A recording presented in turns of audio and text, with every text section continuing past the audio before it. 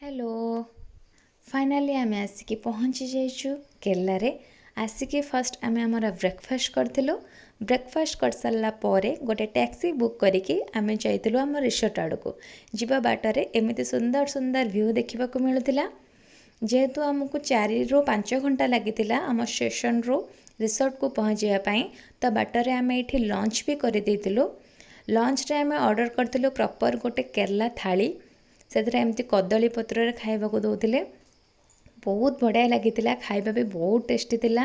उषुना भात डाली तापर ये घी भी पकईले आउ रसम कड़ी दही ये सबू आइटम थिला।